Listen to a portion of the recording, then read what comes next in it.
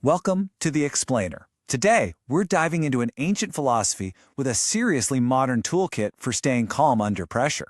We're going to see how a little Stoic wisdom can help us handle those tough conversations without, completely losing it. Oh yeah, we've all been there, right? That moment. The conversation gets heated, your heart starts racing, and boom, words come out that you instantly wish you could just snatch back out of the air.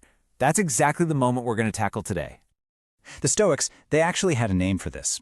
They called it the trap of reaction. It's that moment where we just hand over the remote control for our emotions to someone else, or to some event. We're basically letting them push our buttons. And here it is, the one idea from Stoicism that can change everything for you. It is not the thing that happens to us that causes all the pain and frustration, but our judgment about it. Just let that sink in for a second. What if the problem isn't what happens, but the story we're telling ourselves about what happens? This leads to a huge realization. The power to stay calm isn't about trying to control other people or situations. It's about understanding and managing our own minds. The real work, it's all internal.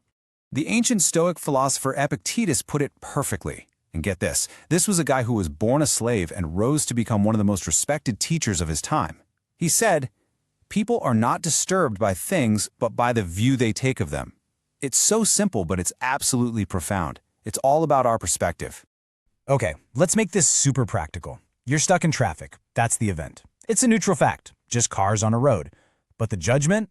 This is a total disaster. My whole day is ruined. That's where the anger and stress come from. And here's the crazy part.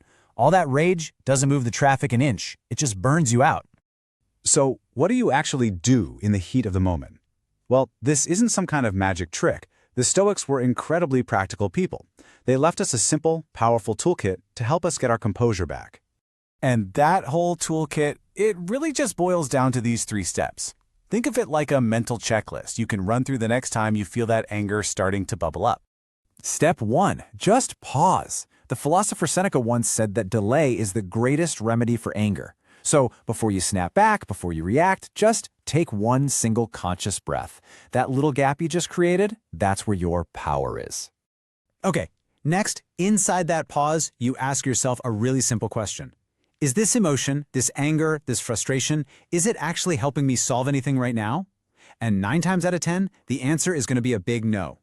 Anger clouds our thinking, it doesn't make it clearer. And if it's not serving you, you can choose to set it aside. And finally, step 3, focus your energy only on what you can actually control. The Stoics called this the dichotomy of control. You can't control what other people say. You can't control the traffic, but you always control your own thoughts and your own actions. Realizing this isn't limiting at all. It's actually totally liberating. Now, let's be really clear about something. This is not about becoming some kind of emotionless robot. It's actually the opposite. It's about developing a real inner strength, a kind of quiet composure that lets you feel your emotions without being yanked around by them. And the payoff for practicing this is just huge. You build real, genuine resilience. You start making clearer, wiser decisions. And maybe the best part? Your relationships get stronger because they're built on thoughtful responses, not those knee-jerk reactions. The Roman Emperor Marcus Aurelius, who was arguably one of the most powerful people to ever live, wrote this down for himself. He said, "You have power over your mind, not outside events. Realize this, and you will find strength." He knew that real strength doesn't come from controlling the world out there, but from mastering the world in here. So I'll leave you with this question. The next time you feel that heat rising, that anger starting to take over, ask yourself, who's in control here? The situation or you? Because the choice, well, it's always yours.